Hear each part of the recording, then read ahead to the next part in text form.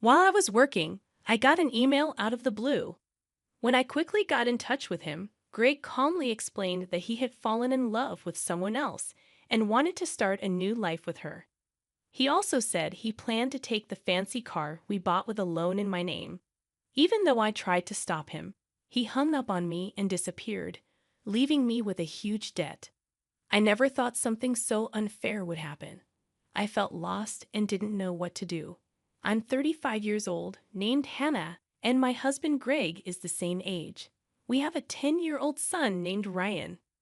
Ryan has always been really smart, even when he was young, always reading stuff on the computer and asking for my thoughts on it. Despite not understanding everything, I was amazed by his intelligence. Greg, on the other hand, was always changing jobs and couldn't keep one for long. I worked full-time, worried about our future. But recently, Greg managed to keep a job for 3 years and was earning a steady income. He talked about making memories with us, so we decided to buy a $35,000 camper van.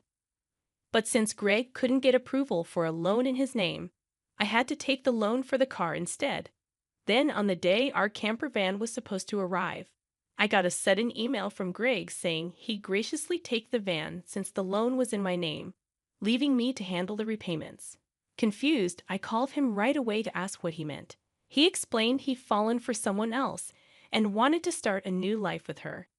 He mentioned divorce papers we had discussed before and abruptly ended the call. It was the first time I realized I'd been betrayed by Greg. No matter how many times I tried to reach him, there was no response. I even searched for the divorce papers at home, but they were gone. I was left with a huge debt from the car loan. Despite my efforts to contact Greg, Ryan noticed my distress and asked if something was wrong. After hesitating, I decided to tell him everything. Surprisingly, Ryan didn't seem too upset. He even seemed to have anticipated something like this happening.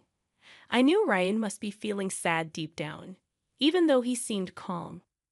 While silently apologizing to him in my thoughts, I worked hard, trying to push away the awful events from my mind.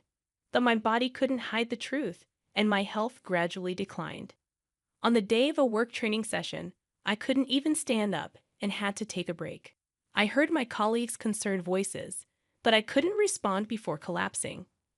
When I woke up in the hospital, the doctor told me I needed more tests and admitted me.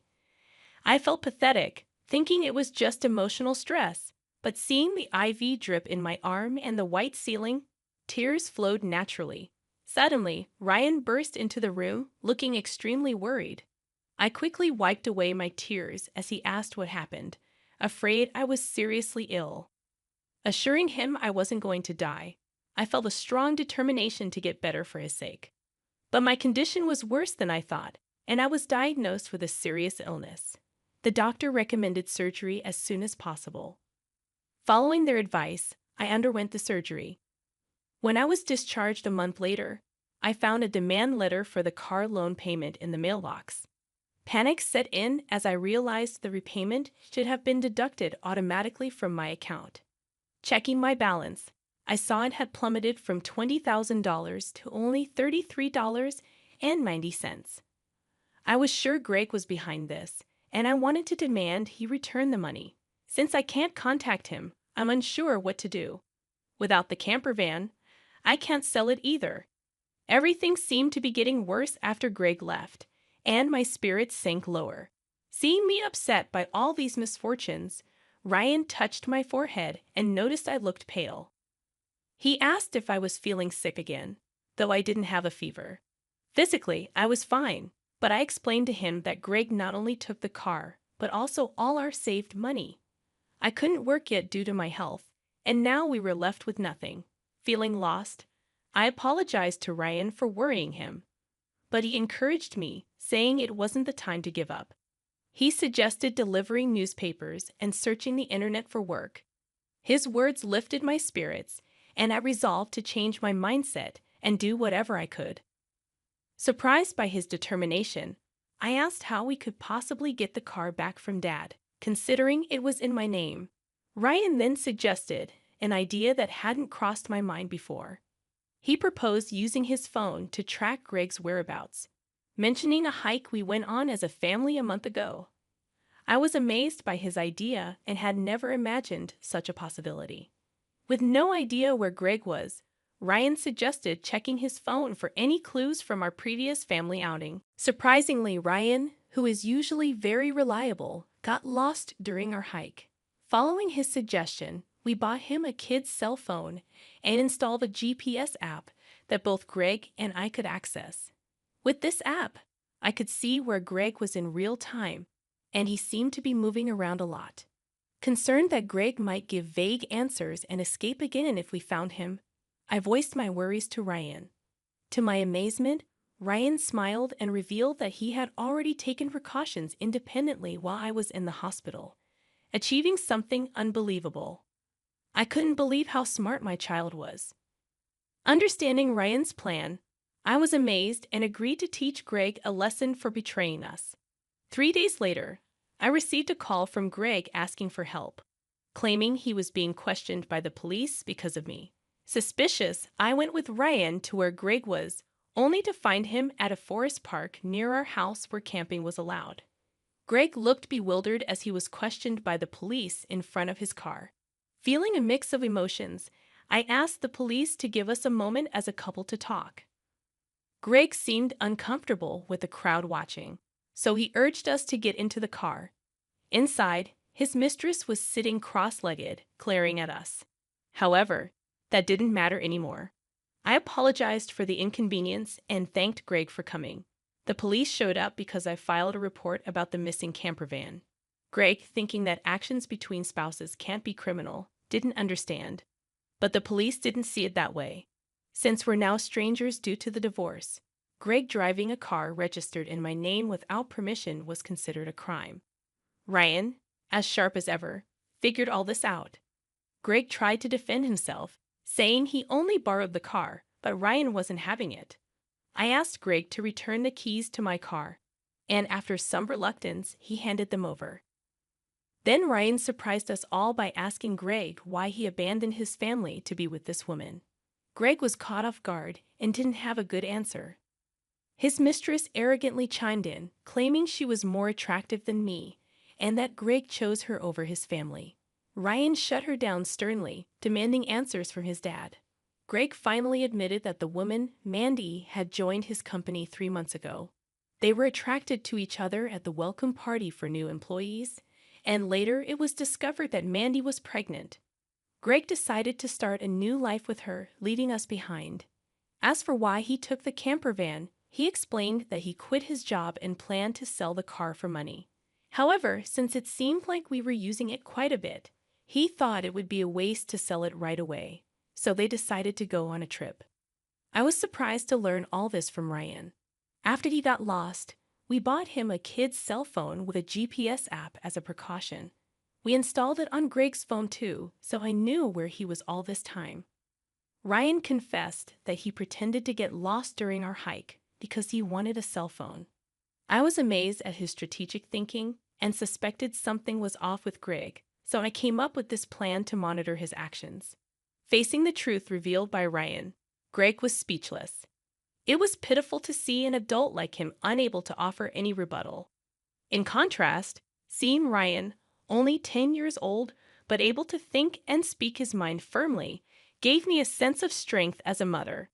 I felt determined not to lose, especially in settling things properly. I demanded that Greg return the $20,000 he withdrew from my account, which we had saved little by little since I was single. Greg argued that he didn't have to return it since it was joint property, but I was appalled to hear that the money had been squandered by him and his mistress. It was the moment I felt relieved about divorcing him. So that's how it is. But if you stole and used the car and my money, that's going to be a serious crime. Just because I sent the police away doesn't mean it's not their business anymore, right? I only said we would talk. I have no intention of withdrawing the complaint. I must add the theft of my money to the report. Mom, should I call the police now? I can do it with just one button on my phone, Ryan asked. Mandy, Greg's mistress, had been watching our conversation but quickly tried to get out of the camper van. Suddenly, she let out a scream that echoed around. Outside the car door, Mandy's parents were standing, their faces red with anger, about to explode in fury. Startled, Mandy stepped back as her parents yelled at her. "I'm sorry, don't be so angry." "But why are you here, Mom and Dad?" Mandy stammered. "I called your parents beforehand," I explained. "What? Why?" Mandy was shocked. The truth was, during my hospital stay, Ryan had visited Greg's office and tearfully told them, "My dad left the house with a woman we don't know, and my mom collapsed." Seeing Ryan's sorrowful state, the people at Greg's office suspected Mandy, who had left the company with Greg, and gave Ryan her parents' address.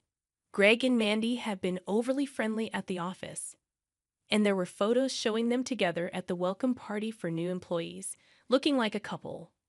After learning from the office people that Greg commuted from his parents' house, I went there with his photo. His parents came out when I visited, and I told them everything that had happened.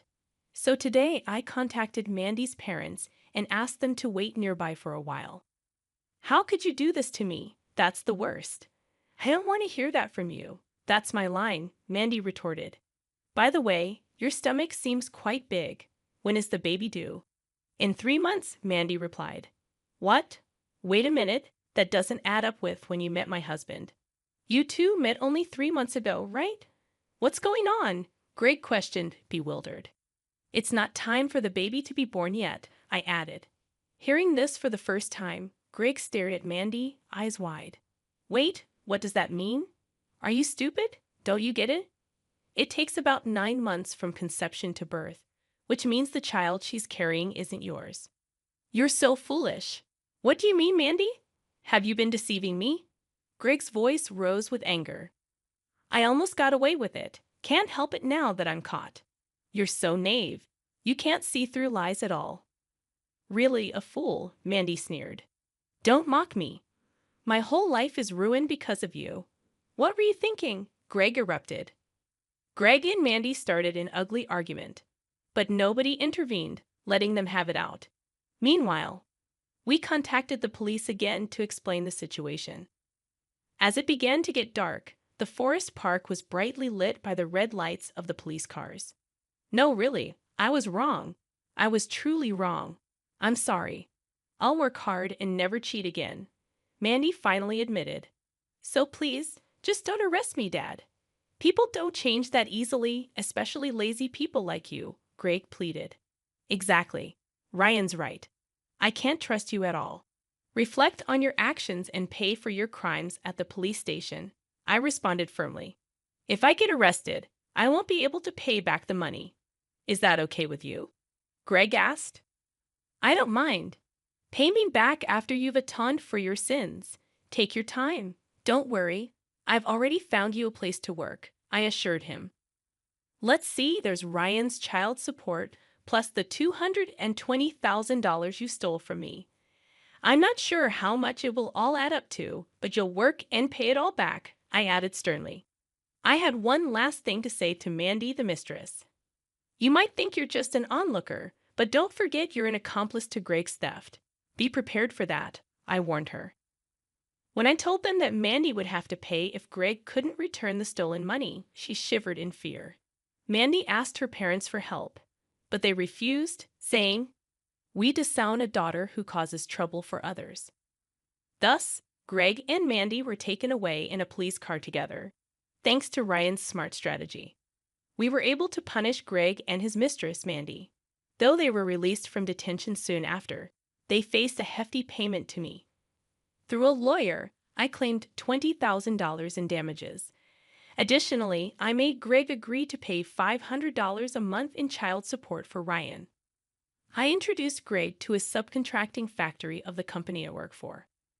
The support and other charges I claimed from Greg would be deducted from his salary and paid into my account. I also sold the camper van and was freed from the auto loan. Since then, my health has improved remarkably, and I am now energetically committed to my job. Ryan has been actively helping with household chores and errands. I want to keep moving forward strongly so that Ryan can pursue the path he loves without giving up.